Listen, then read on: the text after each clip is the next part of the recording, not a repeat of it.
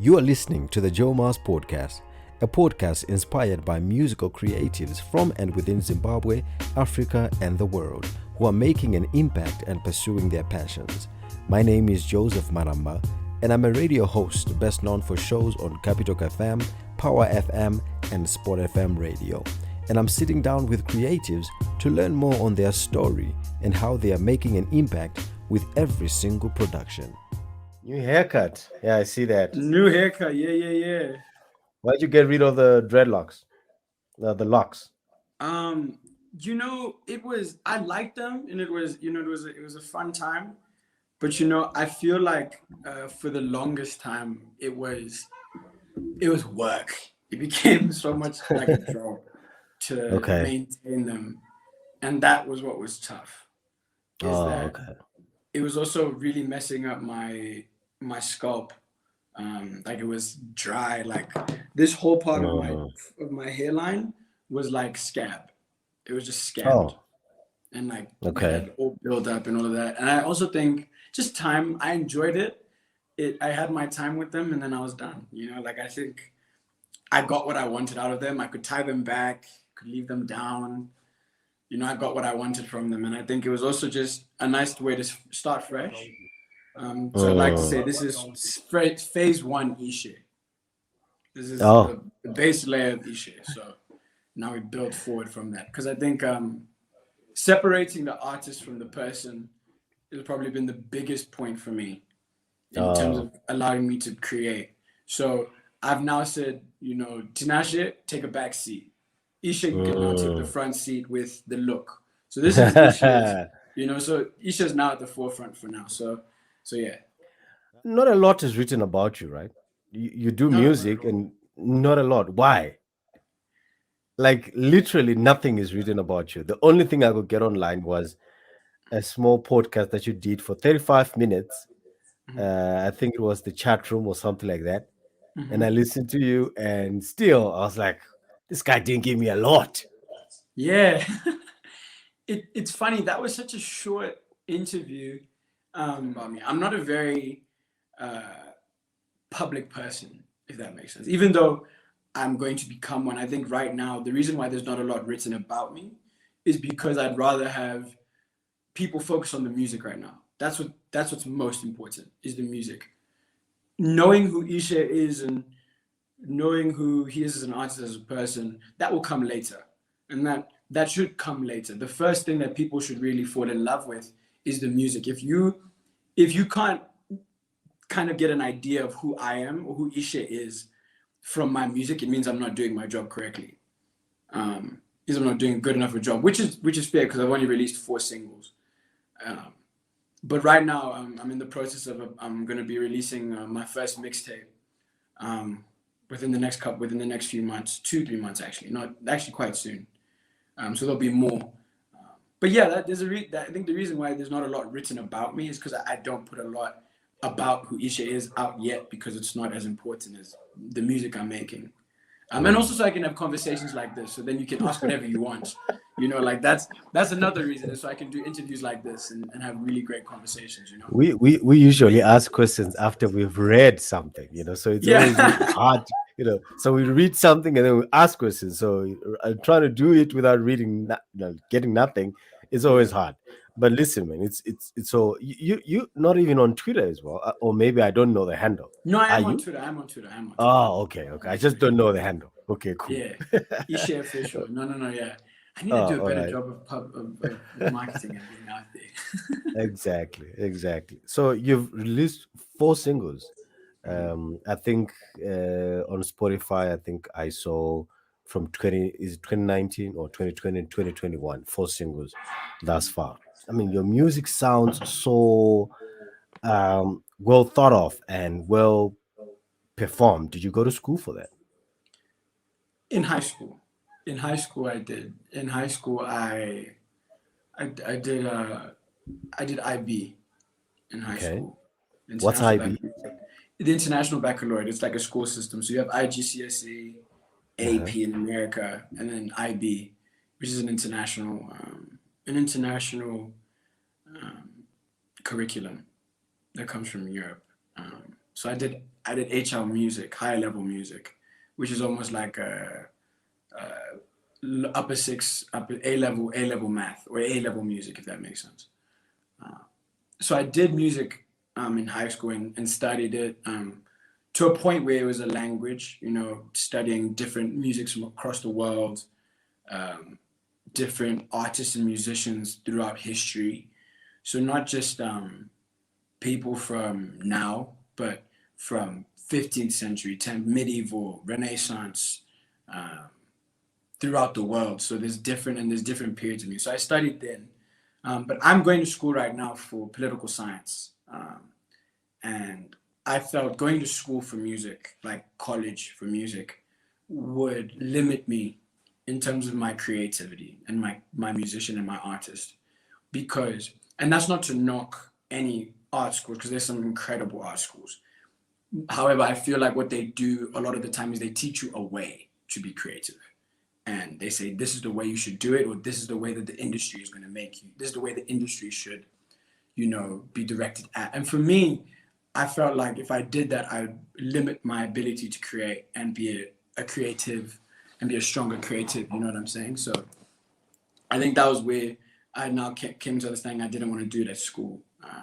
But I also took it upon myself. I study a lot. I study the game a lot. You know, I look at when I like an artist, a lot of my inspirations, I can tell you about their history, like their lives, where they came from, why they made this song, who, you know, why they made the song, where they made it, what artist they used. And I think that's where the deliberateness and the thought process that you can hear in my music, you know, that the philosophy, that's where it came from, is studying a lot of these guys and executing it in such a way where it seems so thought out, and it's meditated. And I think about, I'm so dedicated to the music being so timeless. I take time with it. Like for instance, Looking for You Now. I made that song in 2019 in July, and I only released it in 2021, you know, with the video. And it's because it was very meticulously thought out and planned. And I spent 2 years really thinking about the song and listening and then having the time to make it. But it's also a point of really imploring God. I can't even take the credit for it. I don't take the credit for it. I'm a firm believer that the music I make comes from a higher power and all the ideas. It's not me. I'm simply just a vessel, you know. I've just been given these keys. Yeah. Starting to sound like Kanye West. Is he one of your influences? Yeah. I mean, Because anyone Kanye did music, and in 2020 he's trying to run for president. And you are See, also doing no. political studies. The political science is more so for me as an individual. You know, I love people and I love knowledge, and I think the reason why I ended up doing political science was because I realized the reason I want to do music is a little bit different to a lot of my peers. I want to make an impact on a social, political, and global scale where, you know, it's not just giving people good music, but giving them something to celebrate and also allow them to then mobilize or, you know, fight against things that are, you know, keeping them or suppressing them from becoming their truest selves.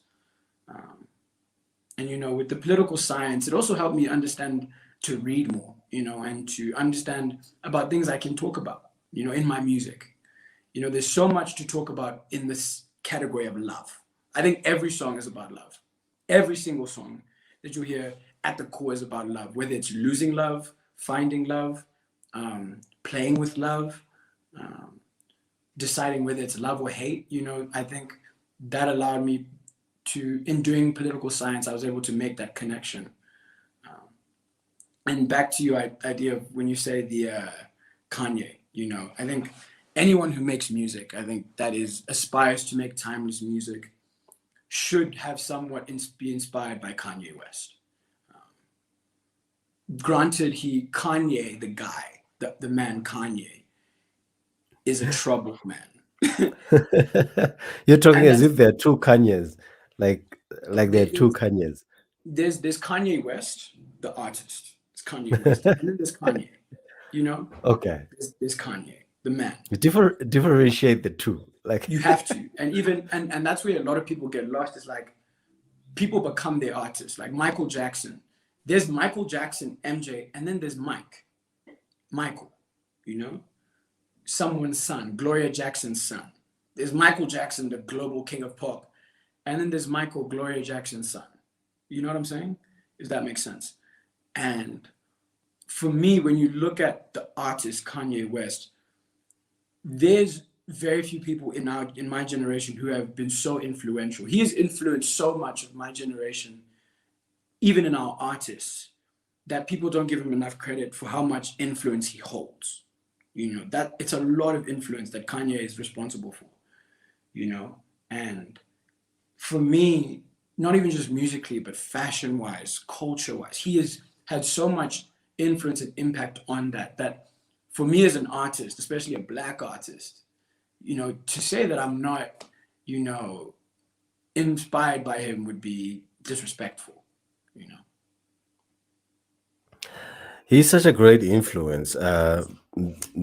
There's no doubt about that. Kanye West, to anybody who is doing music today, Mm, everybody would probably aspire to be like him. I mean, with, the fashion, the business that is, mm, the billions that he's worth, yeah. and stuff like that. But you probably have one of those things ticked out of your check boxes, right? You come from a, I don't know if it's a billion rand worthy family, but you come from a rich family yourself. Yeah. Has that you know made it easier for you to to get where you are, probably with your music or something?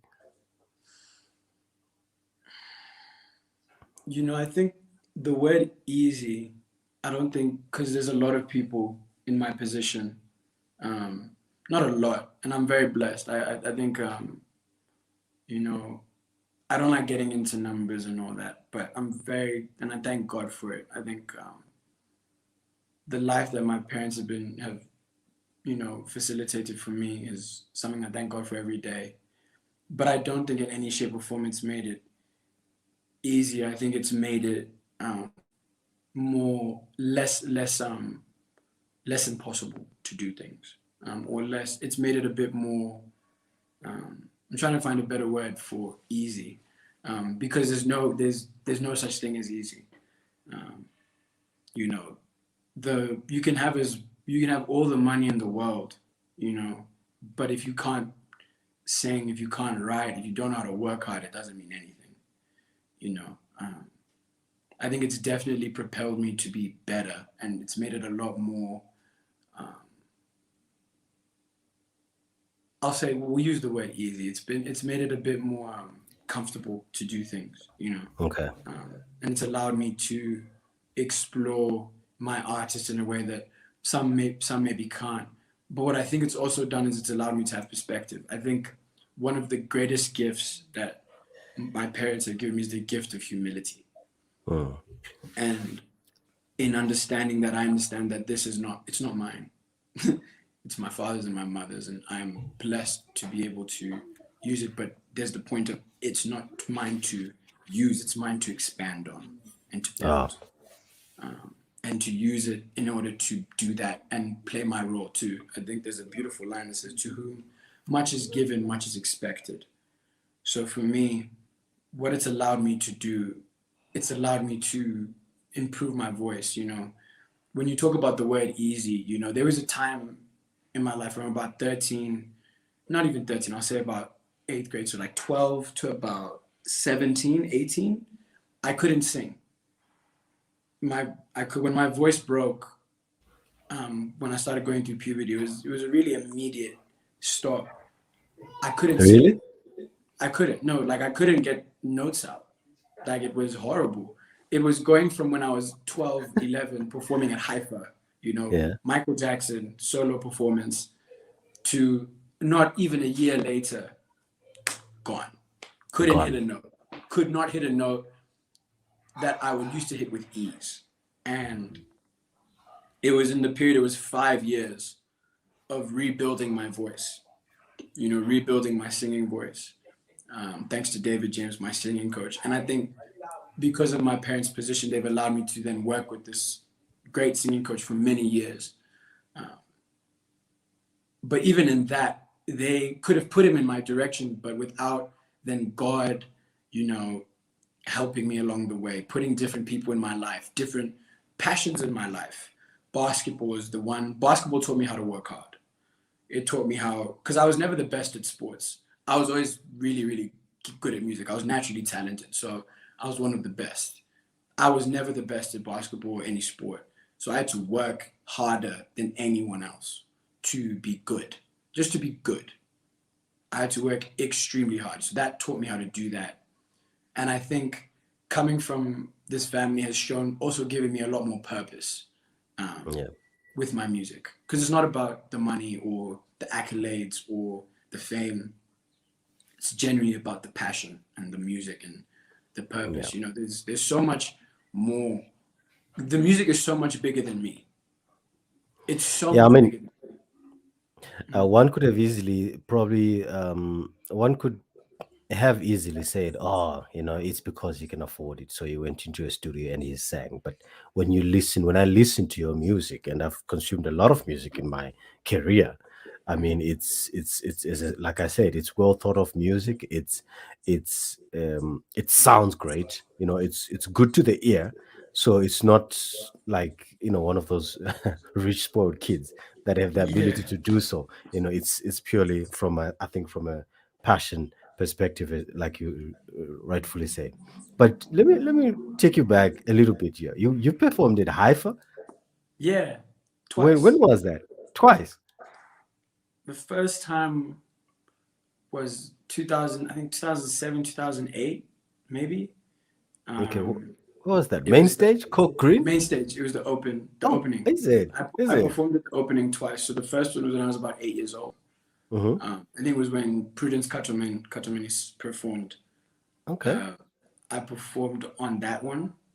Um, and then the second one was around 2012, 13.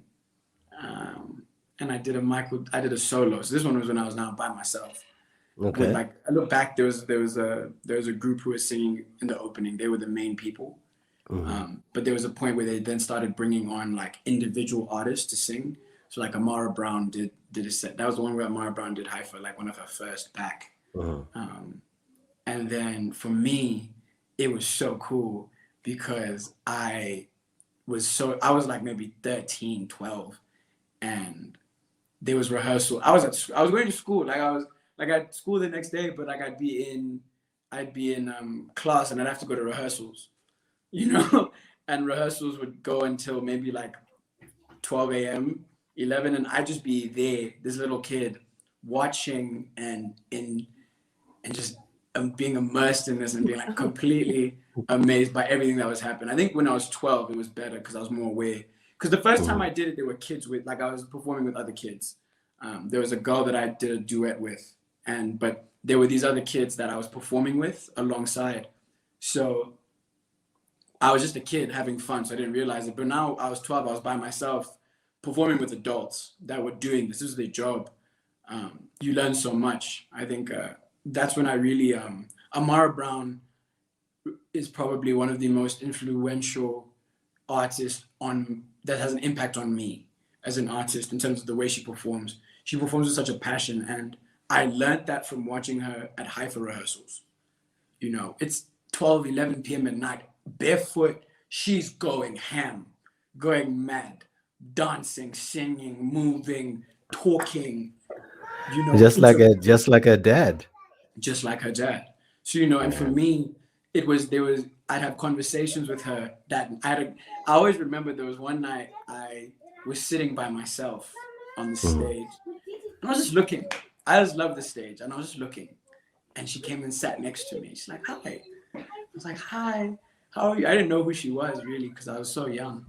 And like Mm-hmm. I was still kind of oblivious to artists and all that. And we had one of the most amazing conversations. She said, I'm the youngest artist or recording artist to perform at Haifa, and you're gonna be the next. So I was like, that was me. So Amara was the pinnacle. She still is the pinnacle. Mm. Um, Mm. Is this when your crush on her started? That no, she's my big sister. That's the problem. That's when she grew. I was so enthralled with how incredible she was that it was like she treated me like a little brother, which was amazing. And then she just looked after me, like at the Haifa thing. Like she'd always make sure I was okay. I had food, you know. It was the I had a crush on the bass on the pianist at the time, because my auntie I knew there uh, was a crush in there somewhere. always. Because there was two pianists. The one pianist was my piano teacher, who was Mhm. like my auntie, who like kind of raised me musically, and then the other was like a keyboardist who was beautiful. But for me, that Haifa performance is where I realized that this is what I wanted to do for the rest of my life. You know, most kids, 12, 13, get nervous or scared at the the presence of a crowd like that, you know. And I was there, like backstage, and you could feel it in the back. And it was a stone backstage, huh? Like main stage, the backstage is stone, and the fact that you Yeah. can hear it like rumbling was insane. But for me, it was like, oh, let's go. I was itching to go. And I remember when it was when you did, because I Want You Back by MJ. I had the whole outfit, the short How like come how come I missed you? I've never missed or maybe I might be wrong. I missed probably one or two Haifas, but I've been always a Haifa fan ever so since. So you might So I have. could It was the one with the over the years. The one where in the opening where they did over the years, music over the years. oh, and then oh yeah, I think I did. There was a So choir in there as well, and a couple of artists yes. that came the So opening. I was the kid that did the "I Want You Back" Michael Jackson Oh. song, and I had the whole black suit and everything, little afro. You know, I run onto stage. When I ran on to stage, there was a moment before I started speaking where like everything slowed down, and I just heard the crowd, and I was like, "Oh my god!" It was an out of body Yeah, experience. And then when yeah. I started, I was gone. Just took it away. But no, so I, yeah, I I performed in Haifa twice. I can't wait until it's back because I really want to perform with it again. Now as an I artist. always I always wonder where they put those tapes. Like there was a lot of Me content in too. there. Yeah, Me too. Oh, like Manuel should just do something about it. I mean, we need to relive some of those good old memories, man. They've I been think great they memories definitely that we've have them some way. They have to. yeah, but consuming them all on your own is like we watch a lot of festivals online today, like YouTube and stuff like that. We do that on a day-to-day basis. And some of my favorite artists, whenever they perform somewhere, I know I'm getting the video, on YouTube. But with Haifa, it's like you can't get anything online. You can't. You can't. But I think that's All also right. the So beauty of it because it's like it's that time you can't. There's that moment, but they need to show them now. They need to show yeah, them. yeah, I think they need to bring it back online. Mm. So your family is largely, in the business Mhm. sphere, and you've moved into entertainment, and you're telling me you're studying politics as well. Do you want to run? No, no, no, no, no. I have no interest in that. Um, Okay, it's just feeding your curiosity.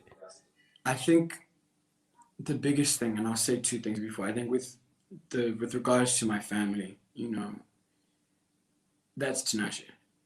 Ishe is from that family. It's me. But the biggest thing is that even though they're in business, there's in so much more. You know, um, my family is so rooted in Zimbabwe in terms of its history. You know that you find me moving into entertainment is only just it was bound to happen. It was bound to happen. Um, but I think, you know, with that knowledge of, most of my family being in business, I really, again, thank my parents for allowing me to explore my passions and my dreams. You know, they always rooted it in hard work, and you can't just do this and then just play around. Like you need to work hard in it. But they always encouraged me and have supported me to follow my dreams and do it with a purpose. The political science is because one of my, and I only learned this after going into, but that's why God is so amazing. He puts you in, he works so mysteriously. He's a poet. I think he's a great poet. Um, but he put me in these positions to where I then learned one of my biggest inspirations, Bob Marley. Most people would look at him as just a rock star, reggae rock star, like, oh, that's it. Bob Marley is one of our generations, or of this century. He's one of our greatest political activists. He was a political activist at the core of everything he did. He was a political activist and he was an academic. True. You look at the music he made and the things that he talked about, and even just how deep it was to me and how personal Zimbabwe. He has a song called Zimbabwe that he made during the time of the second Chimurenga, where he was so in love and so dedicated to Black people and liberation that he studied it, he learned about it, and then wrote a song. And I'm sure he performed at our Independence Day. When they were raising the flag, he was there performing, So I think in knowing that, I said, this is exactly what I need to be studying, and I think that's another thing with my parents, they were very aware that, I could do music, but they also said, they said, you can't just do this. You need to have that grounding in your education, because education is everything. Education is everything. Even if it's in something that you're passionate about, having that education is something that no one can take away from you. I think that's been taught to me, that's been inculcated in me throughout my life. From Wanatete, Mbuya, Babamkuru, all over is education is everything. And if you have that grounding, what you do after is your choice. It's your choice. After you get that degree, you have that degree, the world is yours. And you can do whatever you like. I'm just very blessed that my parents support me, even though what I want to do isn't in the business or in law or in medicine, Mhm. Cool. And that's really something that a lot of parents probably miss out, because when kids grow up, they you know they grow up with certain ambitions different from theirs. But I guess what's important is that they support and they see to fruition whichever their child really wants to do. And I think what's my job and my purpose is understanding where I've come from and the opportunities that I've been blessed with, and the life I've been blessed with. My job is to make sure that kids, when I'm having kids and so on and so forth, or when I'm now older, kids don't have to leave to go to America or the UK or wherever to go do music. A big reason why a lot of parents don't, allow kids to do music is because it's so difficult to make a living, an actual stable living off of music, off of being an artist. But that's because, there's no industry here. There's very little industry. When you go to the States, wherever, kids are supported to do music, but their parents will say no because of the temptations and evils of the music industry, the dangers of the music, because the music industry is one of the biggest killers of human beings. It is dangerous. It is a dangerous industry, not because of actual violence, just because of what it does to a person's psychology. So parents don't do it because they don't want their kids to live out their dreams. I think parents just do it because they don't want their kids to end up dead or end up broke and without any vision. But the problem is that we Or need selling to, their souls. or selling their souls, and that's a real thing. And Mhm. I think for me, what my job is to make sure is to turn it inward rather than outward, such that kids can stay in Zimbabwe and do music. They don't have to go to the US or to UK, or even I would rather they go Nigeria, South Africa, Kenya. They can stay here in Africa and do it. But the way we do that is by adding industry, building the simple thing of building state-of-the-art studios. If you build 5, 6 state-of-the-art studios, the amount of jobs you create in just those studios is transformational to a country.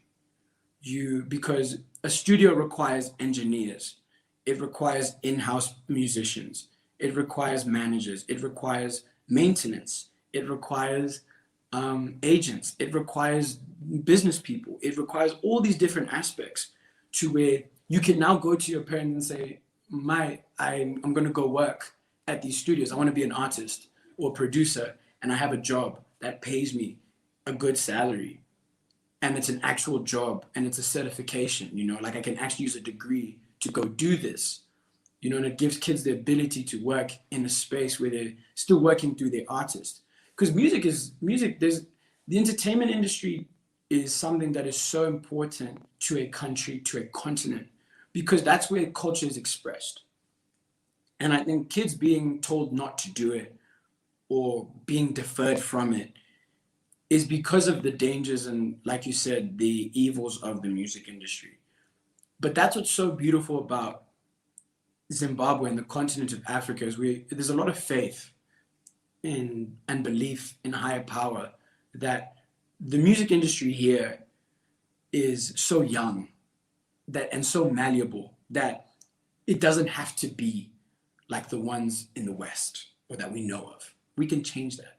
We can add our culture into it such that kids aren't selling their souls or being taken advantage of, But it's important that, people understand that in order for us to move forward and develop, these are things that are so important. My vision for Africa, the reason why I make music, is because I envision Africa, the continent, as the center of the entertainment industry, the center of all entertainment and all art. And for me, selfishly, Zimbabwe as the epicenter of that. Such a huge and a big dream. But on the Zimbabwe one, I'm here to experience it. But on the Africa part, I totally agree. Because almost if you want to look at the focus on music and entertainment today is on Africa. Almost everybody out there is looking at what Africa is doing and what we are producing, etc.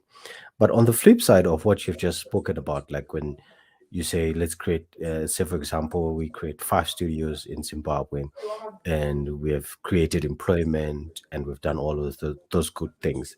The flip side is also the talent and what it gets from there. Like you realize that in Zimbabwe, royalties mean nothing. YouTube views I mean, mean nothing. nothing. Performances are far and wide. I mean, people probably don't have the luxury to spend a lot of these monies to go out there and give you money so that they watch you on stage. Only a number and a handful of artists that I know in Zimbabwe. I probably won't do that now, but that can probably fill up an entire space Mm. just to say I'm performing on my own. You probably need 10, 15, and entourage of artists to come before you, and stuff like that, so that you whet the appetites of, this, this revelers that they have to pay. Mm-hmm. So that's the flip side. I think with that is then on the flip side of just building studios, you then build agencies and publishing companies that get artists paid for their work. You know, you in building those music studios, and then on the at the same time building another building where there's a music agency. There's an art agency, film studio agency, as well as a distribution company. That's when you start to get these artists paid. You know, you start to get them exposed to the whole world, and that's another problem is where there's no when I say there's no industry, it's those things, but it's because it's a very young industry, at least in Zimbabwe. It's happened. It's been happening for many years, of course, but at its core, it is still very young, because we are still yet to have, there's labels here and there, but distribution companies where kids are getting paid for what they're doing. You know, I think for me, one thing that I try not to do, and I have to remind myself, is I have to remind myself not to speak from privilege, because I am, and I'm very aware of that. But I'm also, because of that, aware of what it takes to then get kids paid. It's possible. It is so possible for kids to do music in Zimbabwe and in South Africa, Kenya, so on and so forth, and get paid. All that it takes is for artists that are in the diaspora, that are from Zimbabwe, from the continent, regardless, to come back and start building these institutions and organizations that allow for people to make money for their work and be paid and compensated for their time, because that's important. And the way we do that is by building these different organizations, institutions, such that people are paid, so that they don't have to leave. But I hear you, and I think that's why a lot of these things work in tandem. You build the studios, but across the road or in the same building as those studios, you have a distribution company, you have a public or distribution publishing company, you have an agency in there, which is getting these artists who are working in these studios gigs, tours, endorsements, so on and so forth. You know what I'm saying? You have a lot of radio stations promoting them as well. Exactly. Yeah. Exactly. I'm happy that it's not a one tier approach in the way you spoke about it, and I've always believed in the same way as to the reason as to why, like you prefer to say there's no industry because of the reasons that you've spoken with me here, and I agree with you. There are sort of so many things that are lurking, but there've been a lot of people that have spoken about it and wrote stuff about it to say if a country is not performing well, so too will its entertainment industry. So do you believe maybe if we get out of the murky waters that we find ourselves in economically, socially, and stuff like that, probably just get to a place where almost everybody else has food on their table, maybe the music industry as well will boom. Where it starts, the answer, of course, is yes. That's Mhm. that's known, but it doesn't start there. It doesn't start with the economy getting better and da da da da da. Of course, it will help. Where it starts with the people is reminding that no matter what, Zimbabwe will go as far as the Zimbabwean people want to take it. The continent of Africa will go as far as Africans want to take it. And until we, especially the privileged and those who have more opportunity, begin to drill that in, that I, Ishe, cannot go anywhere without you, username Tadiwa or whatever, from Mbare, from Kwekwe, from Rusape. I can't go anywhere without you. This industry doesn't grow without you. Once that is inculcated into the people, that's when it starts. Because then they want to support. That's when they start going to shows. That's when they start paying for the music, and they don't like pirate it or download it and burn it on a CD, because they're saying this person who does not need to or has no business, saying they need me, but is outwardly saying I need you to do this, and it doesn't work without you. That's where it starts. Because once you do that, that's when all the other things begin to be changed. Once the societal mindset and societal perspective of people changes, and it starts with the people, once that begins to evolve, that's when you start to see real change in every other aspect. And of course, that starts with leadership. Mhm. But again, I say, we are a young country. It's not a great excuse, but we are a young country, and it's going to take time for us to build. But as we begin to have more people, more artists that celebrate Zimbabwe and that are very, and I'm using Zimbabwe as the root, that celebrate it and take ownership for it, that's when you'll start to see us going for the stars. I think, I say there's no industry, or there's very little industry, but I also need to say that this is a very exciting time. I think Zimbabwe across the continent is the most exciting part of the entertainment industry, because we are hip hop. Like Zimbabwe hip hop, the hip hop industry, the R&B industry in Zimbabwe and music in general is so dope. I compare it to that of LA coming up with NWA when rap was coming up. That's where you are right now. Your Holy Tens, Denim Woods, Sun, Obi Davids, all these Painter Fresco. These are guys that are building the industry together. Masimba, guys that are coming from and saying we're Zimbabwean and we're Zimbabwean rappers. We're gonna rap in Shona. We're gonna put our flair in it. We're gonna put our slang in the music. That is so, and I'm so blessed to be a part of it, to be friends with these guys, because it is so exciting that this is happening now, you know, and it's only gonna grow and become even more and more as time goes, you know. How well do you believe in that? Because when Zimbabwean rap is put on the same um, judging or block as American hip hop, say for example, it always probably be judged as lower or mediocre. I don't know. All right, maybe the wrong word would not be mediocre, but it would be judged lower, right, than the Brooklyn hip hop. Whereas when other countries such as South Africa have created their own brands like the Gom and I'm a Pansula and stuff like piano. that, I'm a piano, right, which is a not a new sound per se, but it's an experimentation of their own, and they'll come up with something brilliant out of it. And it's genuinely South African, as opposed to us, where we've got a lot of these genres, which is reggae, raga, which is not ours, it's Jamaican. We've got hip hop, which is not ours. We've got R&B, which is not ours. We've got soul, which you sing as well, which is not ours. And the only thing that we probably have is traditional, which was maybe the Oliver Mtukudzi, the Thomas Mafumo, maybe, and now the Ja Praiser, or maybe the Hope Masike, just to mention, a Mm. few.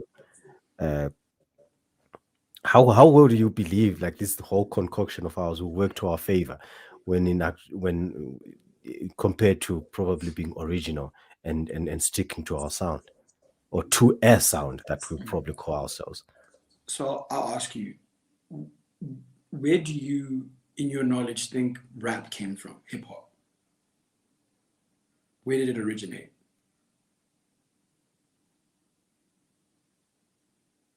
You're muted. You're muted. I think you're muted. Yeah, sorry about that. So Okay. it Okay. originated in Jamaica, if I'm not mistaken, So right? rap came from Africa. Exactly. Well, Hip yeah. hop, rap, the genre rap came from Africa because when slaves were taken from the West and the North, when they were taken and then brought, I can't remember what it's called, the actual name, and I'll find it for you. Um, they would sing incantations or they would sing rhythmically, but in tell stories with beats, and that's how rap came about. Because the black people in America are originally from Africa. That's where they originate from, and that's how it came and built, you know.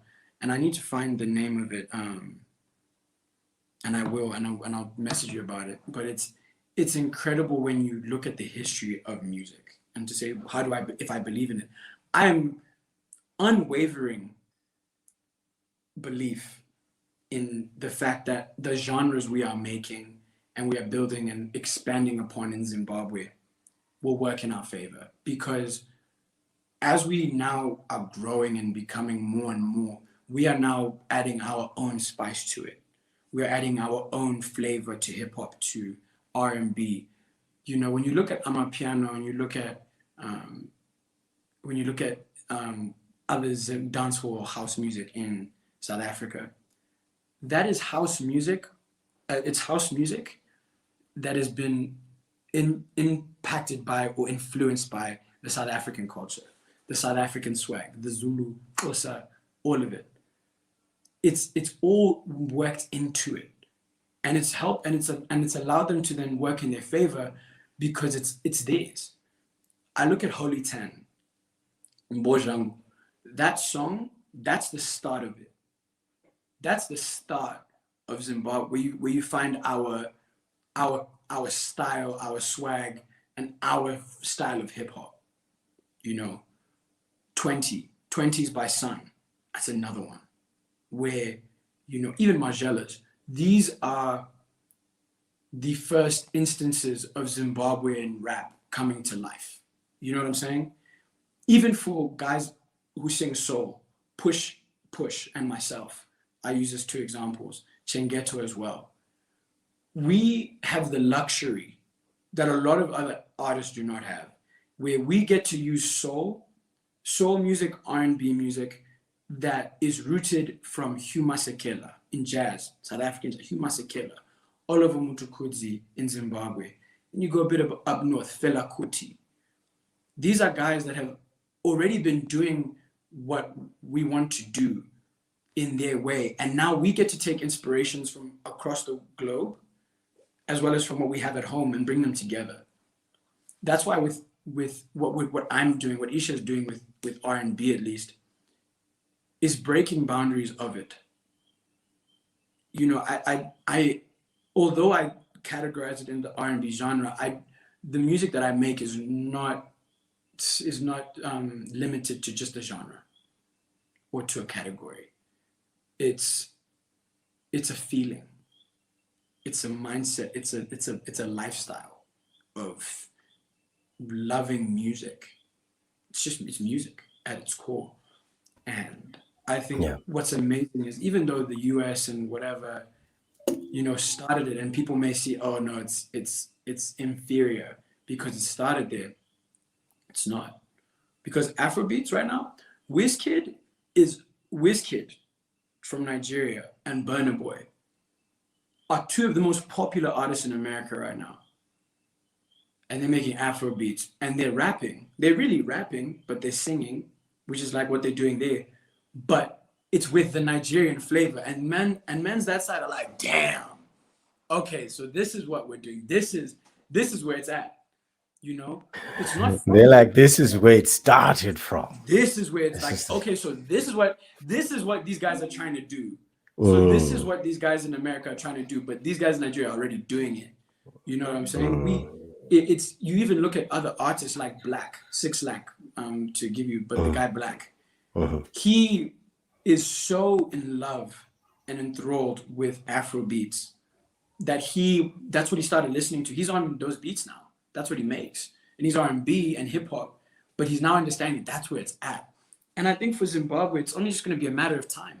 The more and more we continue to experiment and involve our culture and our social swag and our culture into our music that is Zimbabwean, inherently Zimbabwean, it's only a matter of time before we then find a name for it. Right now, we just don't have a name for it. We will one day, but I think what's beautiful is that it's just going to be hip hop, Zimbabwe hip hop, Zimbabwe rap, Zimbabwean soul, Zimbabwean R&B, Zimbabwean rock and roll, all of that, you know. Yeah, to be quite honest, I don't like it when we categorize it like that. I don't know. It's just me. No, and that's fair. It's fair. Yeah. I don't like it either. I would love to have a name for it. It's just I don't know it yet. And probably there is a name, and I haven't found it. I just don't know it yet. But it's gonna happen. Yeah. You know? Some have come up with weird names like Hippie Hopu and no, man. No, man. No, man. That can't be it. If it is, That can't be it. Yeah. But I think you even look at like Amapiano. You know, Amapiano is beautiful. But at its core, before it was really now became the mainstream music, even like Afro beats, you know, Amapiano in reality could be considered house, you know, house music. But it is house music. It's Amapiano. You know what I'm saying? Well, there's always that argument, but it did come from house music. And it did. You know what I'm saying? Yeah, so with time it will happen, but it's a time thing. I think I'm also very patient. I think I've been very blessed because of where I've come from, that I've learned to be patient. So I see much further. I'm looking much further ahead. Like for me, I love all these artists very much and respect them and inspired by a lot of them. It's only a matter of time before the world realizes that, like Denim Woods, that's our Drake. That's our guy. That's the guy he is so versatile in the music he makes that he can not just be, because he's also from, he can touch every part of the continent, as well as the globe. Not just because he's from Zimbabwe, but he's also part Congolese. You know, he can aspire and also connect with those people in the north, with people, the Congolese in the north. And that's amazing. And it's only a matter of time before people understand what he's really capable of. And he's a reason that I'm so certain and so stubborn, and I'm so fervently passionate about the fact that Zimbabwe is going to be that. It's because of guys like Denim, guys like Okay. Push is a visionary. Have you listened to Control? I think I listened to one song from Push. I'm not quite sure of the name. He just released a song called Push, which was coming up, called Control, which is going to be on his upcoming album. He is mixing R&B, reggae. You're getting aspects of a little bit of drill from the UK, Afro beats, and gospel music. At the core of it, you'll listen to the song and you'll be dancing, thinking, "Oh yeah, like this is a club joint," and he's talking about God. He's a visionary. And those are the type of guy, even myself included. But I'll talk about those two specifically. Like the Kanye West Jesus walks. Exactly. And that's where you have, and I'd even say Sun is our Kanye, our Travis, because of his production. If you listen to Sun's production, there's no one, I mean, maybe I haven't heard it, but it's not as good. There's no one who's making music like Sun. No one is making beats like Sun. Sun, you can't play with that boy. You cannot help but just respect his music. But because of guys like that, we are, the only way we can go is up.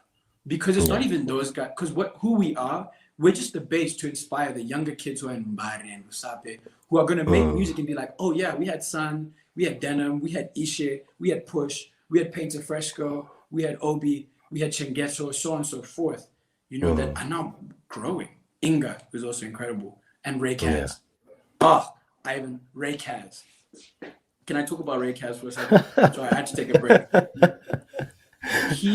Lyrically, there's very few people who can compete with Ray Kaz lyrically, and they don't give him that respect. But Ray Kaz is a reason why Zim hip hop, or hip hop in Zimbabwe, will one day be studied on the continent of Africa. When you look at his lyricism and the way he plays with his words and his ability to make music, there's very few people who can do that, who can really master words to such a great degree. But it's artists like these guys that will allow Zimbabwe to become more than it people could ever imagine, Because also people right now in that space where they're like, dancehall, Afro beats, that's it, that's all we want. If you're not doing that, go away. But that will change. It's also a time thing. So yeah, I'm very strong in my belief that it will work in our favor. I have no doubt. And and I won't let it not happen. Even if it's just me, I won't let it not happen, So what's the problem then? You've given me a couple of names in there, Push, Sun, Rekaz. What could be the real reason as to why I know you're patient, but I don't think the rest of Zimbabwe is patient. Almost everybody wants to be on top, right? Almost everybody wants to be the leader of something when they see their neighboring countries doing well, and Burna Boy winning a Grammy, Angelique Kidjo winning a Grammy. Almost everybody is thinking, when is our Grammy going to come? But there's got to be somewhere where we probably do. Shasha. Oh yeah, Shasha. That's ours. But it's ours. It's like mentioning Tinashe or Charmaine or what's her name? Shingai. Yeah. you know, and stuff. A large part of us, or a large part of the community, will feel not so eager to claim because Yes, fair um, enough. you understand. I understand. I So think. what is the problem? What is the problem with our very own community in Zimbabwe right now? Because all of these acts that I've mentioned seem to do well once they cross the border. The moment they step out of Zimbabwe, things are going left, right, and center for them. But when they're in Zim, it's not like we don't have radio stations. We might not have a lot, but we do have them. It's not like we don't have a lot of, we don't have TV stations. We do have a couple of TV stations. We do have online bloggers. We do Of have course. podcasters such as this one. We do have, writers. And what what is really the problem in to an extent that your music, for example, which is good by the way, and all these other guys that you have mentioned as well, is not really out there. Like I watched your looking for you video, Mhm. and I'm sorry to say, but the numbers there on YouTube, which I know is not a big indicator of how good the music is, but Of it course. just it just I was just like, no man, how is something this good not being viewed by a lot of people? So what's the what seems where are we going, where are we getting it wrong? We touched on it earlier. Lack of industry in Zimbabwe, and lack of Okay. places in order to get exposure Yeah. on a large scale, and that's changing, and it will change. And I think it's becoming better. More people are now being a little bit more accepting to it. But the reason why, and it's a fair reason, I think a big reason why Zimbabweans are very, you know, intelligent people, and we're very rooted in our culture and who we are. We love who we are. And I think one thing that is clear to me is that when people don't want to rep Zimbabwe, or don't want to say or claim Zimbabwe as an artist, the Zimbabweans have no reason to claim them. And I think that's what's happening now with this new age of rappers and so on and so forth. And it will grow and keep continuing. The fact that Sun is rapping in Shona, that Painter Fresco is rapping in Shona, Gemma is singing in Shona, that's when you start to then have this acceptance of it, because they're saying, oh, no, no, no. They're celebrating us, and they're claiming us as their people, as their home. There's the reason why a lot of it won't grow is because you have to make that very clear decision and clear statement that I'm a Zimbabwean artist, and I will only go as far as Zimbabwe people want to take me, and I will be singing about things that they care about, and putting songs that they care about and music that they can dance to.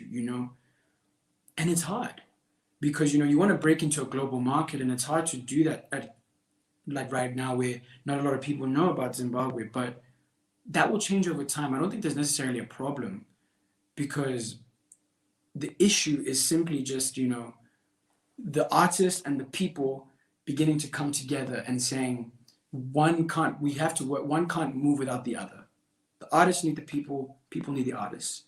And Yeah. I think it's also just the common case of change. Like, people like what they like. They because it's their stories. It's their experiences that they hear.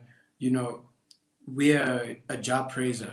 Job praiser might get more listens than a denim would, is because Ja, or even me, I'll use me for example. Why Ja, it's also because he's been in the industry much longer and he's an incredible artist, is because he's talking about stories that are relevant to the Zimbabwean people, that are relevant to their lives and their experiences.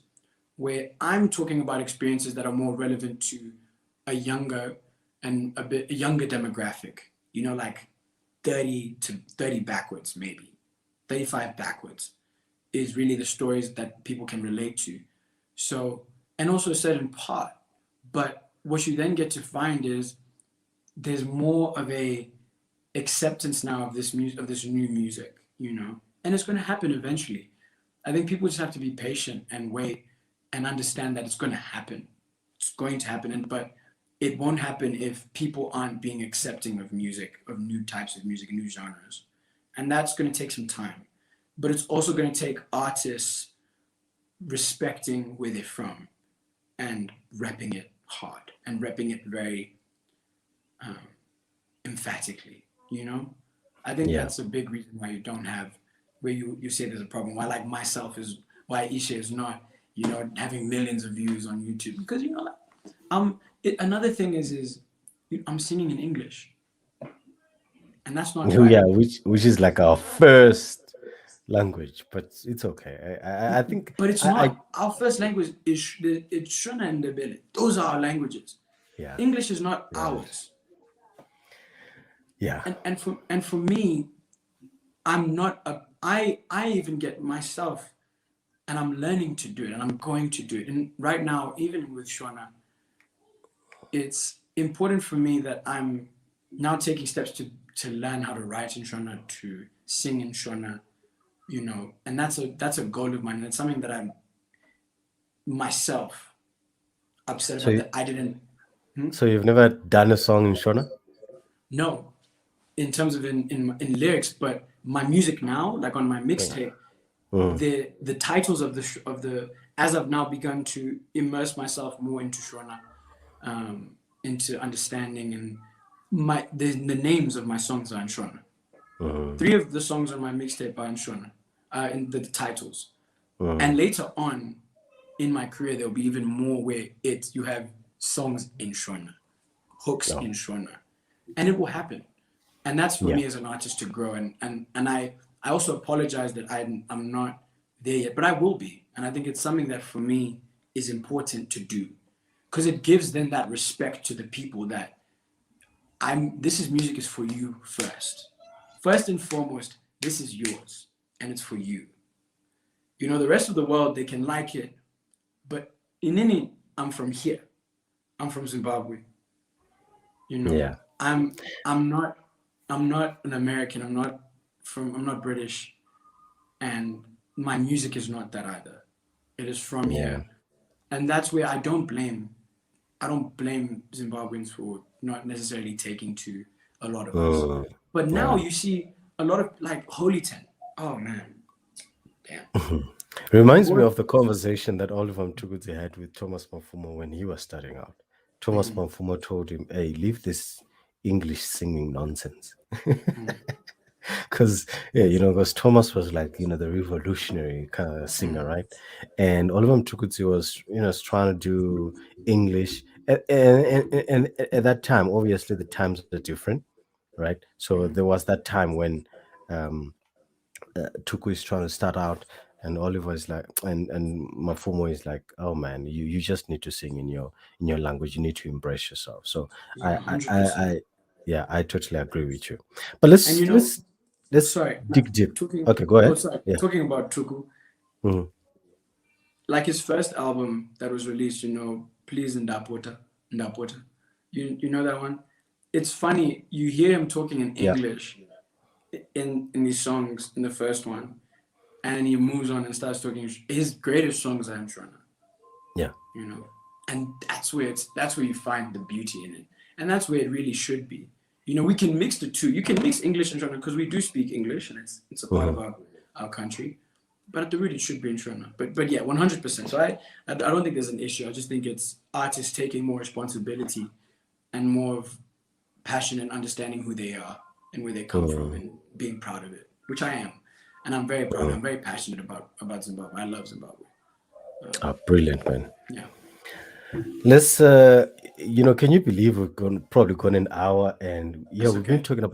talking about music, but we haven't been talking about your music. Like that's the like we've been talking about music, the general aspect of music and general music in Zimbabwe, but we haven't been talking about your music. So I listened to your 4 tracks. I'm so super stoked to be listening to your mixtape if it comes out. Is it out yet? It's going to be released within the next month. We're looking to release it in September. Oh, Um, okay. September, quite early in September. And yeah, but looking to release two singles from it in August, so this month. But yeah, Mm. it's finally happening. I'm no Oh, longer nice. hiding. Yeah, yeah. Because the last time I reached out to you, you're like, I'm busy. And, I was like, Mm, okay, so this guy, okay, cool. But finally, we made it. We're here on the mm. podcast, man. So, who's your role model with music? I mean, who's the person that inspires you apart from Amara Brown? Um, who's that one big person you always grow up and you're like, man, I want to be like him. You know, growing up and even up until the main guy was Michael Jackson. The main guy was Michael Jackson, and he's still up there. But as I've gotten older, I've also begun to add to that, where it's not just Michael Jackson, it's Quincy Jones, who was his producer. Uh, then not just Quincy Jones, but the guys before Michael Jackson, Marvin Gaye, Luther Vandross, Stevie Wonder. Luther Vandross taught me how to sing. um, yeah, 100%. Singing Luther That's it. Vandross songs taught me how to talk with my voice and sing and touch people. Um, but with him, and I think my three biggest inspirations are Bob Marley, The Weeknd, and then of course Michael Jackson. And within there, there's also Tuku, Hugh Masekela, and Fela Kuti. Those three main guys from the continent of Africa is those three main guys. But those my influences come from a wide variety because I love music at its core. I love music. And I think that's the important part is where now, when you look at my inspirations and my role models, or the guys I aspire to be like, The Weeknd, when you look at The Weeknd, a big reason why I quote Ishe and I'm so deliberate about it and so fervent about it is because when you can separate the artist from the person, your music no longer is limited by you as a human being. It's no longer limited by that because you then enter a space where you're in direct contact with your muse. My muse being God. Ishe is simply the vessel and the embodiment of my music, but it's allowed me to separate the two to where I now know I'm not responsible for looking for you now. It's not me. I'm the dude that got to sing it and write it, you know? The Weeknd has done that so well. Abel Tesfaye has done that so well, in which at first, people didn't know what he looked like for about a year. They didn't know what this man's looked like for a year, my guy, until he performed. Until he performed, and that's because they loved they loved his music first, Joe. They loved his, and that's when he was able to then become the Weeknd, because it wasn't the face it wasn't his swag or what he looked like that made people love him. It was the music. So that's a big one. I think Isha is my biggest, I think, inspiration as of right now, especially with building, is the Weeknd. Um, I think he's shown me what it really takes to be an artist and a true artist, and what it really means, and that comes from Michael Jackson, of course. But yeah, I think that's my biggest. Those are my biggest influences right now. Say Michael Jackson, Bob Marley, The Weeknd, Miguel, and Luther Vandross. Wow. Yeah, and I totally vibe with the art first speaking for itself rather than the what you call it the face or uh I don't know, this whole thing that comes after or the whole thing that is probably associated with the artist. There's a certain manner in which they want to see their artists. Like, so if, say for example in America, right, they have a certain style, a brand in which they want to sort of see. But I really agree and vibe with the fact that you want to go with the arts first, and that's what you were doing for all this time. You really want to stamp your authority as in being a vocalist, a soul musician, and a performer, or a recording artist, and then later on we can all get to see you now as Ishe, with your new haircut and stuff like that. With your new haircut and stuff like that. And I think honestly, when you look at Ishe, Hey, disturbances all over the place, man. yeah, This is both of the hard. us. It's okay. It's Good thing okay. this thing is not live. But just go I ahead. think um, I think what's important is then you look at with just doing that. What it then does is it allows for Isha to be a timeless thing. He's not limited or suppressed to just 2021 or the next decade. The music I'm making, the mixtape I'm making is not for today. I'm not making it for 2021. I'm making it for 2040, 2070, whatever. That's where I'm making this music for. I want the music to live on. And the only way I can do that is if it's completely detached from me, Tinashe, or the human. In the spirit, though, the spirit of who Tinashe is Ishe, that spirit will live forever because it's eternal. And in understanding that, when I can then make the music about that, it then allows for it to say, this is yours. I am yours. Ishe is a symbol for Zimbabwe. He may not be, come from the same place, but he's yours. Yeah. He's yours. And you are the same. Regardless of where you grew up, whatever. Ishe is Zimbabwean and he is yours. And the All music is right. meant for you. Let's look at some of your songs, Ishe, Yeah, before we please. time runs out on us. To be honest, is your 2020 single as well as Control. Which one Yeah. came first there? To be honest. To be honest To was be the first honest, single I dropped what were as you talking Ishe. about here? There's a song called How About Now by Drake. My two of my closest friends, Henry Tuma and Noah Webster, that I was working with when I was while I was in the States. They wanted me to do it. We had always been talking about doing Drake covers and because I had done some freestyles. I like freestyling over rap songs. Because that's how I learned to songwrite, was freestyling. Excuse me. And essentially, that song is off of How About Now. And How About Now is about, a girl who didn't like you when you were like broke or like you were nobody. And now that you're somebody, you're like, oh, so how about now? How about now? Oh, you want me now because I'm popping, you know? But and you're stuck now and you're like so ashamed. But I think what it also is I was just talking about the whole case of when I was a kid, I used to get rejected a lot. I was not always this pretty, you know. I was not always I Are didn't you always have sure? this picture. Yeah, no. When I was a kid, like a baby, I was the cutest kid. But in between like 7 to 15, it was batight. Like from like 7, no, I'll say 10. 10 to about 17, it was 16, it was tight. It was batight. It was rough. But But everybody struggles with those years, oh, man. of course. But I think what it talks about is that idea. To be honest, I'm off. Mm. I also rewrote the song. Because I wanted it to be my own. The only thing I kept was the hook, the chorus, and like when I say I'm so tired of telling you I'm sorry, so done with thinking about the way we used to be. It's also saying goodbye to a part of myself uh, with women. I guess you could say a part of myself that was really subservient rather than equal. So that's To Be Honest, and it's a great song.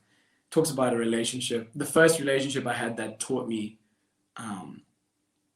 if you don't feel it, if you have to force it, get out.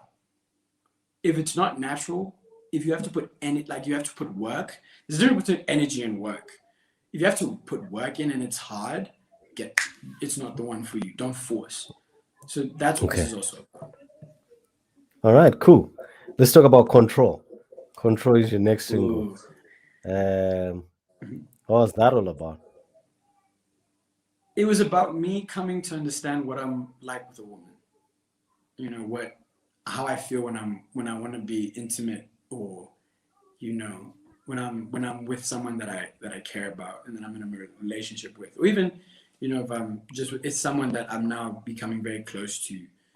Mostly talking about physical, but it's about that feeling when you're with a girl and you're like, yo, you know, you're so beautiful, you're so gorgeous, like, ooh, your body's got me feeling something new. Like that line is simply about, this is different. I've never experienced this before, but when you're with me, let me hold you in my arms. I'm a soft lover. I'm tender, tender loving kid. And it's one of those where it's talking about that. And I want it when I'm with you, like, let me, and I'll take control, like I'll take the lead. That's what that song is really about. It's about when you're with the girl and you're like, yeah, so, like, let me take control. This is about you. Yeah. It's not about me. It's about you. So yeah. I'll give you some TLC. Yeah, totally. TLC. TLC, tender love. Otis Redding, come on, just a little tenderness. Just a little tenderness. Okay, so and then you also did When I Come Through. This almost feels like a storyline from somewhere, you know, It's because really you were to be honest, and then you gain control, and then when you come through, and then Mhm. last but not least would be Looking for You Now. I don't know what happened then, but let's talk about When I Come Through. When I Come Through, I made When I Come Through in 2019 here. I think maybe in 2018, and it was one of the I produce.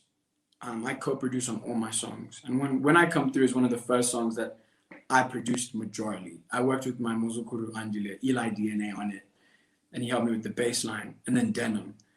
When I Come Through is because I love dancing, and I love dancing with my friends and my family at the club. I think that's my favorite thing to do, regardless of what you do it. I just love to dance, and I think my biggest thing is like songs like "Rock with You," "Don't Stop Till You Get Enough," "Adorn," "I Can't Feel My Face." These are all songs that you can dance to in the club, and I think When I Come Through, it was just that. I wanted something that I could dance to and enjoy at the club, when I can go there and I can play When I Come Through, because the vision I had for it is like, like in these movies, like even like You Don't Have to Call by Usher, like when he walks in the club, that's what I envisioned with When I Come, like dun, dun, dun. And like when you it's like that night where you're feeling good, you're with your boys, you're looking good, and you're like, when I come through, it's done. It's done. I'm the one. So that's what that song, and that song is also just about me letting people know that I'm that dude. I'm that guy. That issues that don't like, if I'm gonna come through, especially if it's a girl, if I'm gonna come through, I'm gonna give you the business. No, but I'm also we're gonna have a great time. It's always a fun time, and that's what I want it to be. And the story, it's funny you say it's a storyline, just because they were all made at different times. Um, Yeah. but it's funny, like, they do tell that story of, like a relationship, or like the kind of journey that you take from getting out of a relationship to then, that's, to be honest, you just got out of a relationship and you're kind of talking to your ex. Like, I Yeah. don't need control. Is then you're now in this infatuation with this new girl, or like this new person, and you're like, I want to love you, and you're infatuated. When I Come Through is then now you're in it, and you're like, now I'm here, let me show you. And then, Last, mhm, yeah, and then last but not least is Looking for You Now. yeah, Looking for You Now, I watched the video. The pictures there are brilliant, but there's a lot of hurt, there's a lot of pain in there, yeah. disappointment, I guess. um Tell us about that. Looking for You Now is such a beautiful song. I made it with this incredible producer named Maro. And the video was directed and co-written by Rowanan, who's a Zimbabwean director. In my opinion, the best in Africa, on the continent, and generally in the world. But the song talks about when you take someone for granted, or when you're now on that precipice of love, that edge of love with someone, and you feel like you found your person and they're pulling away though. I think one thing in my generation at least is being in relationships and being in love is not something that we like to do. Showing emotions and all of that, it's not encouraged, and it's not something that's really shown a lot. And Looking for You now kind of talks about that, even that first verse, like, I'm hanging off this ledge, yeah, I'm hanging, staring down, I'm anxious to get to you. Girl, I'm anxious, is because with that fear, it's that fear of, I want to give myself to you. I want you to be mine, but I'm so anxious that if I tell you that or I do it, you're going to leave. And I've been looking for you for so long, and it's like, I can't lose you now because you're here and I need you because you mean so much to me. Cupid, all the lyrics in that song essentially talk about that whole idea of when you're in love and you don't want to lose it because you feel like you've been looking for it for so long and you finally find it and it's like, I can't lose you. I can't. But why did you have to get punched in the face though? So you see, that's the thing, I mean, you took us on a wild goose chase to find out what this song is all about. You're getting punched in the face. You got blood trickling all over your face. So when you look at the punching is very symbolic, because if you listen, it comes at the second verse and in the chorus where I'm getting punched and beaten up and all of that is like it's talking about the relationship. We're in a relationship. It's funny. It was actually a quote that I found from Bob Marley the other night that really stuck with me. That really, really, really stuck with me. And it's if she's amazing, she won't be easy. If she's easy, she won't be amazing. If she's worth it, you won't give up. If you give up, you're not worthy. Truth is, everybody's going to hurt you. You just got to find the ones worth suffering for. So that last line, you got to find the ones worth suffering for, is in relationships, it's a lot of pain. There's a lot of pain in relationships. And the best relationships are the ones like where you find those people that you're willing to go through that for. And the punching is symbolic of, I was just saying, my body can take it. It's like, I can take it. Keep going. My heart, you won't break it with the games you're playing. It's talking about that whole idea of you can play these games, you can hurt me, you can, pull away from me, but I love you. And you can't break that until you say, I don't want it. And when you say I don't want it, then that's different. But if it's, I'm scared of it, I don't want to feel these things because I'm afraid of getting hurt, that's different. That's a difference. So for me, the punching, all of that is symbolic of the pain people go through in relationships. It was also because, it's a music video and I love movies and I'm an actor, and I think, I thought it was pretty cool. I'd always wanted to do that. And I think the beautiful thing with Ishe is with music videos is that it tells a story. These next 10 years is really book one of the story of Ishe. And it's, the music videos that you'll see over the next few years of this career, especially the early ones, will be talking about me becoming Ishe. It's really because called Before I Was Ishe, which shows you me growing and building, but who Ishe is as well. Ishe to me is a superhero. He's not just a human. He's so much more. And in the video, you see that there's a whole story to it. And Looking for You now is not even the beginning of the story. It's somewhere in the middle of the story that's going on, And I think me adding the punching and the whole running and the blood and the driving to give you that, because I think when you get a music video, you're supposed to entertain people, give them a reason to watch, They need to be Exactly. entertained. So I think I But could have here's just my done a. thing. Whenever I watch a music video, I'm trying to say, okay, what is he?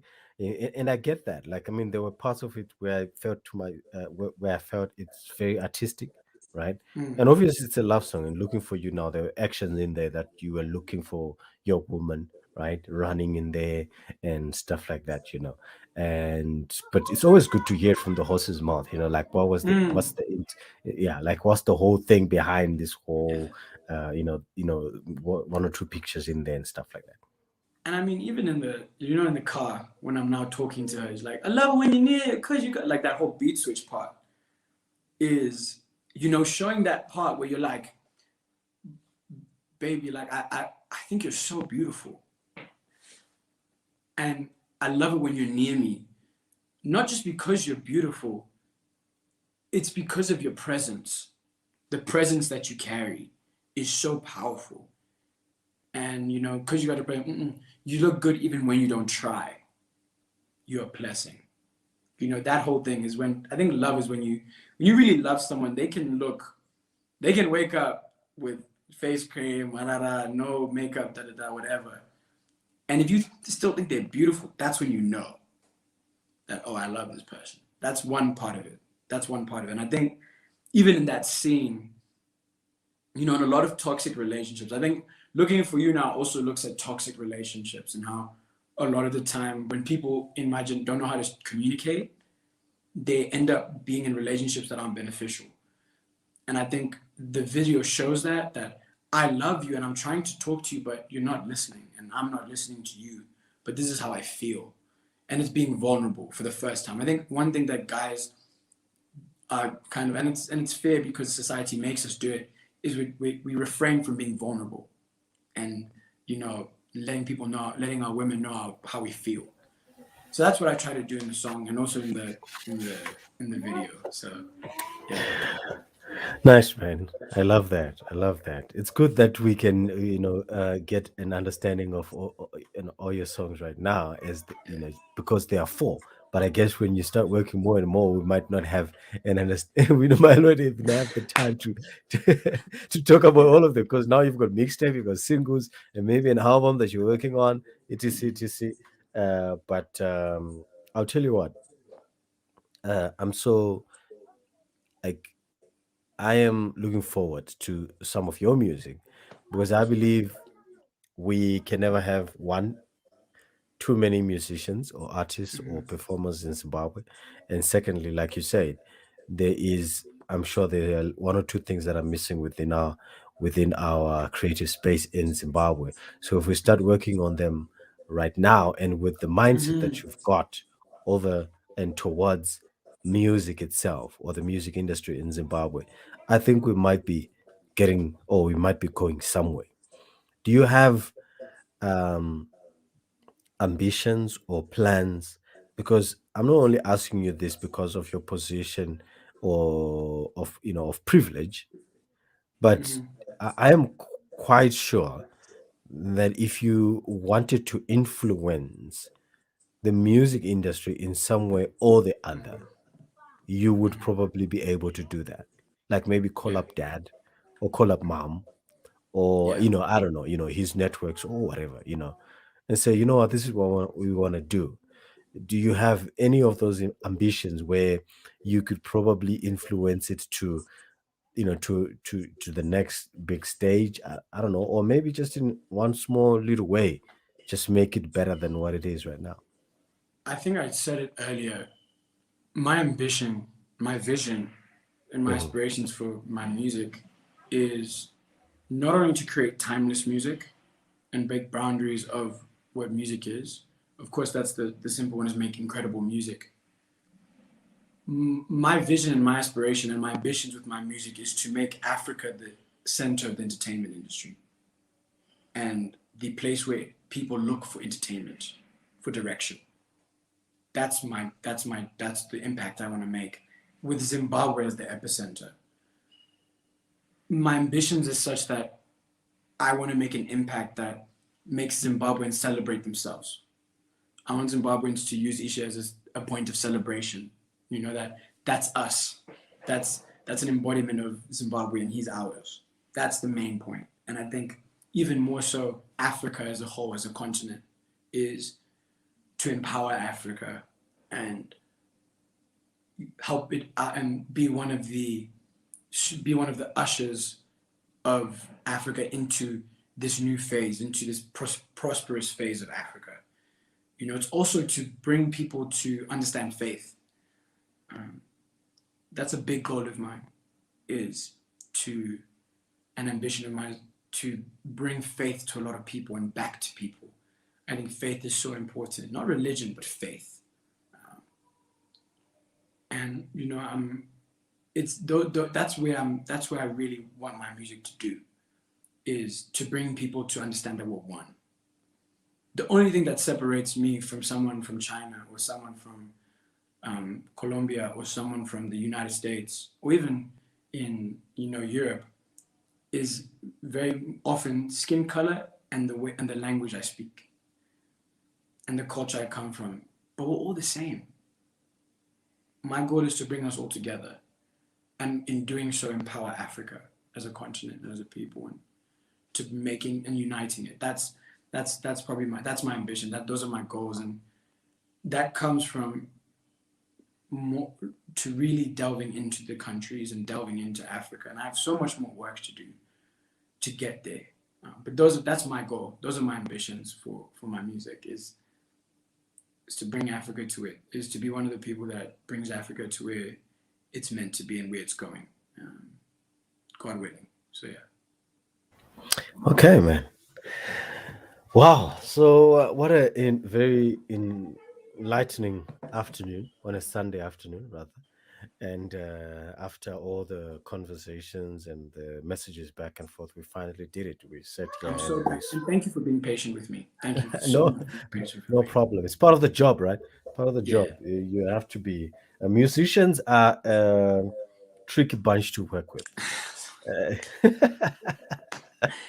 I always have to apologize. I always feel like sometimes musicians don't need the publicity, but they need the publicity. It's like a love and hate affair. So it's it's not about you. Of You course. responded. Yeah, you responded. You're here on the podcast. That's that's fine. But there's some that probably just look at you and like, okay, so what will we probably talk about with this guy? I don't think, it's and then that's it. But then, I always feel like you promote the ones that want to be promoted, and and build relationships. It's all about relationships, right? All about relate. And for me, and like we talked about at the beginning of this, I wanted to do this podcast back then. It's just I was in exams. I was in exams, so okay. it was hard. But for me, one thing that I've made very clear about Ishe is that he will never, like with other interviews and stuff like that, I'm not too keen. But a Zimbabwean or African that wants to interview me, I'm doing it. It's happening, and I will do it. Because not even just for the publicity or the exposure, is so I can have conversations with you, Joe. Yeah. People who are people who understand music and have interacted and ingested so much music over your career, that you will have more impact on me through this conversation than in who you bring to listen to me. That part is really not. It's important, of course, but that's not why I do it. I do it so I can have this conversation, to build that relationship. Because I know, and I hope this is not our last conversation. Oh, definitely.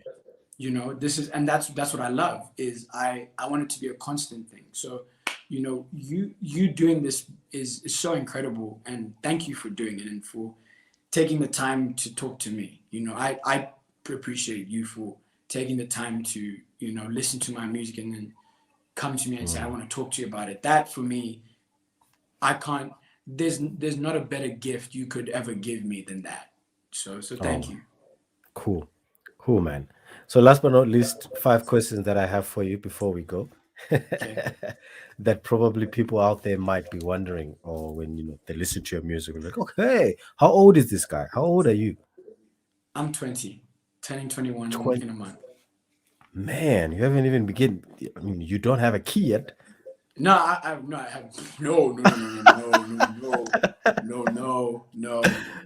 Okay. All right, that's cool, man. You're pretty young, so yeah, a lot of interesting years ahead. The second one will be your full name, Tinashe Mchasa. Is there a middle name? Is there another surname or whatever? I don't know. We can my phone. It's Tinashe Shingai Mutasa, but the important one right now is Ishe. Is Ishe. Cool. Cool. Ishe. Relationship wise, are you married for a 20-year-old? No, I'm not in a relationship. I'm very much single. I've Not searching, I very hope. much. Huh? Searching? Not searching? I think I was searching, but now I'm allowing what God gives me to come. I think I'm open to it. Definitely open to relationships. I think I'm more of a relationship person, but I think right now it's more so focusing on the music and focusing on, my purpose and my craft. And not really looking for a woman, but trusting that the right one will come. Okay. Okay, so name one thing that we most probably would never know when people look at you or when they hear you sing. Something that you only have to tell them so that they know. Like when I'm singing, or just about me in general? Just about you in general. It could be about singing, but it could be also anything in general. Oh, I love country music. And heavy metal and rock. Oh, I could never digest heavy And metal. I think another thing is I love basketball. That was one of my first loves. I think those two things. I don't really know. I'm a pretty open book kind of guy. Ishe is a bit more quiet though. Okay. I used to play basketball a lot myself as well. So you can hoop with me. Hey. Exactly. Calm down. I'll probably We'll play. yeah, oh definitely. I don't think you will score 5 though. I'll score 30. Okay. You're playing 21, so I don't know. Oh, good. Good. Yeah. Cool, man. And last but not least, the fifth one is which artist do you want to work with? You so desperately want to work with. Just one. I know you have a list there. Don't give me a list.